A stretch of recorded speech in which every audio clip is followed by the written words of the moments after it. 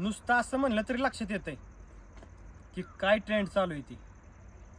तुमच्या सगळ्यांच्या लक्षात आलंच असेल.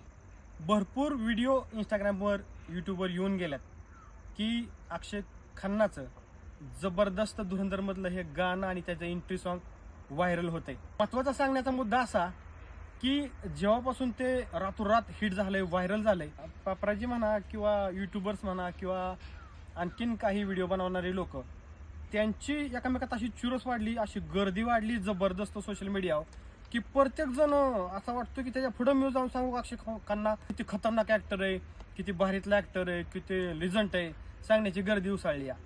मागेच काही 2 दिवसापूर्वी ऐकायला भेटलं की अक्षय खन्नाची स्वतःची स्टोरी अशी होती मागल्या 2-3 दिवसातली की ज्यावेळी हिरो म्हणून काम केलं त्यावेळेस कोणीच नाही थिएटरमध्ये पाहायला गेलं आणि आता विलन म्हणून करतोय आणि रातोरात काहीतरी व्हायरल होतंय. तर मी लिजंट असण्याचं किंवा मी किती भारीतला ॲक्टर असण्याचं सगळे सांगत आहेत. त्याने पण ते सांगितलं की थोडक्यात असं पण असेल की दिवस कधी पण बदलतात. मला हे म्हणायचं आहे की बोला, अवश्य बोला, एखाद्याच्या कामाविषयी, चांगल्या कामाविषयी अवश्य बोला. परंतु ज्यावेळेस तो मागे काम करत होता, त्याचे हलचल पिक्चर असेल किंवा दिल चाहता है पिक्चर असेल, बाकीच्यांची स्तुती झाली तेवढी अक्षय खन्नाची झाली नाही. काम ते पहिल्यापासूनच चांगलं करतात. आता पण लोक तेच सांगतात, मी पण तेच सांगतोय, तेच सांगायला आलोय की पहिल्यापासून चांगला ऍक्टर आहे. परंतु अक्षय खन्ना विनोद खन्नाचा मुलगा आहे, त्याच्यासाठी हेअर प्लांटिंग करणं ही काही लय मोठी बाब नव्हती, कशीच नव्हती. कधीही त्याला वाटेल तेव्हा त्याने हेअर प्लांटिंग करून शकला असता. परंतु हिरो म्हणून असेल किंवा साईड रोल असेल हिरोच्या साईडचा, त्यावेळेस पण त्यांनी त्या डोक्यावरची केस नाही बसवली.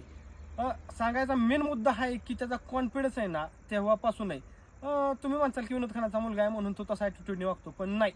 स्वतःच्या ॲक्टिंगवर विश्वास असणारी माणसापैकी अक्षय खन्ना आहे की तो म्हणतो की केस डोक्यावरचा माझी मायने नाहीत राखणार, माझी ॲक्टिंग मायने राखेल की मला ॲक्टिंग येते का नाही. पण मुळात जी लोक आता ॲक्टिंगविषयी त्याच्या बोलत आहेत का नाही की ॲक्टिंगविषयी नुसतं बोलायचं आहे की तो लिजंट ॲक्टर आहे म्हणून, आता त्या लोकांना काय आवडले माहिती आहे आणि लोकांना काय आवडते माहिती आहे?